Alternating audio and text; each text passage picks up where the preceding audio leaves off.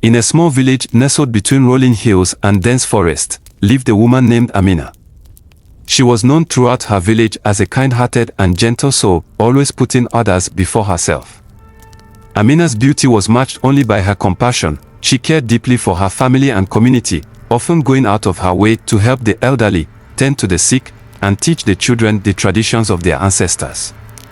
Her life, however, was not as perfect as it seemed. Amina had been married to Malik, a charismatic but self-centered man who was a skilled hunter. She loved him deeply and believed in their union, hoping they would build a family filled with love and harmony. However, Malik had little regard for Amina's dreams and desires. Over time, his love for her grew cold, and his affections turned toward another woman in the village. Amina tried everything to keep her marriage intact, but Malik's heart was elsewhere. She could feel herself slowly breaking, and one day, she learned that Malik planned to marry his newfound love and abandon her. The news shattered Amina. She felt like a discarded piece of cloth, torn and unwanted.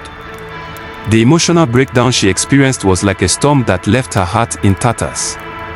For days, she locked herself away in her hut, drowning in sorrow. The villagers whispered about her in hushed tones, feeling pity for the once joyous woman whose laughter now echoed only in their memories. She felt humiliated and defeated, but deep within her heart, a seed of strength was beginning to take root. One night, as Amina lay on her mat, her eyes swollen from tears, she had a vivid dream. She saw herself standing on a mountain top, clothed in armor, wielding a gleaming sword. Around her stood women from all walks of life, mothers, daughters, sisters, and friends, all looking to her for leadership. She saw herself not as the broken-hearted woman of her present reality, but as a fierce warrior, a protector, a leader of women. She awoke with a start, her heart pounding in her chest. This dream stirred something deep within her, a sense of purpose, a calling. The next morning, Amina made a decision that would change her life and the lives of many others forever. She stood in the village square, where the sun's rays pierced through the morning mist, and declared her intention to become a warrior. She announced that she would no longer be defined by the pain of her past but would fight to protect her people and all those who had been silenced or oppressed. The villagers gasped in shock and awe. Amina, a gentle soul, now saw the path of a warrior. Many thought she had lost her mind, but a few saw the fire in her eyes and believed. Amina began her training. She had no knowledge of combat, but she had an iron will and a heart ready to embrace change. She sought out an old warrior named Ojo, a man who had long retired from the battlefield but was known for his unmatched skills. When Amina approached him, he looked at her with skepticism. "A warrior is forged in pain and fire," he said. "Are you prepared for this?" Amina nodded, determination etched on her face. She knew she had already walked through the fire of heartbreak. Now, she was ready for the battle ahead. Under Ojo's rigorous training, Amina learned to wield a sword, throw a spear, and move with agility and grace. Days turned into weeks, and weeks into months. She trained tirelessly, pushing her body and mind beyond their limits. The villagers, who once pitied her, began to see her differently. Her transformation was nothing short of miraculous. The once soft-spoken woman now moved with the confidence of a lioness. Her muscles grew firm, and her eyes, once filled with sorrow, now blazed with determination. News of Amina's transformation spread beyond the village, reaching nearby towns and kingdoms. Her story became a symbol of resilience and strength, especially for women who had been wronged, overlooked, or underestimated. Inspired by her courage, other women began to join her. Mothers, daughters, widows, and even young girls sought her guidance, eager to learn the art of defense and protection. Amina welcomed them all, teaching them not just to fight but to reclaim their power and voice. One fateful day, the peace of Amina's village was threatened by a notorious warlord named Kofi the Ruthless, who had been terrorizing the region with his band of mercenaries. He sent a message to the village, demanding tribute, food, livestock, and women, or he would burn the village to the ground. Fear gripped the hearts of the villagers. They had no warriors, no army to defend them.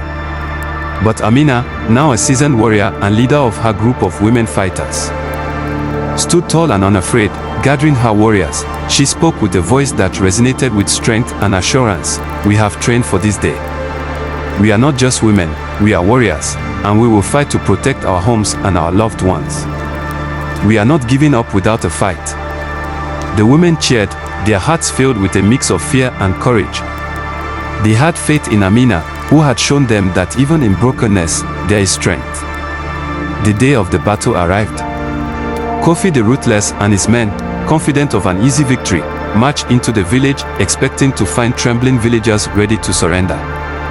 Instead, they were met with a formidable sight: Amina and her warriors.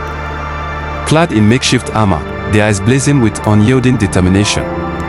The battle was fierce. Amina led her warriors with unmatched bravery, her sword flashing like lightning as she fought with the strength of 1,000 hearts.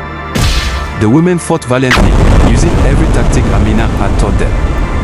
Amina faced Kofi himself, the towering warlord, with his menacing grin. He underestimated her, thinking she was just another weak woman, but she fought with a ferocity born from her pain and her dream of a better world. With every strike, she thought of the women who had been silenced, of the pain she had endured, and of the new dawn she wanted to bring for her people.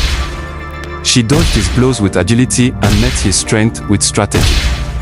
After a brutal exchange, Amina found an opening and struck with all her might, disarming Kofi and bringing him to his knees. His men, seeing their leader defeated, fled in fear. The battle ended with the women of the village standing victorious. The people erupted in joyous celebration, praising Amina and her warriors for their bravery. The men who had once doubted her now bowed their heads in respect. Amina's heart, once broken and filled with sorrow, was now filled with pride and fulfillment. She had risen from the ashes of her pain and become a beacon of hope and strength for many. As time passed, Amina's story spread across the lands.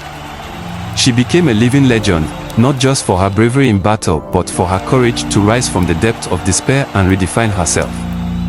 Her village, once small and fearful, became known as the home of the fiercest warriors, led by a woman whose spirit could not be broken. Amina's life continued as a journey of leadership, love, and growth.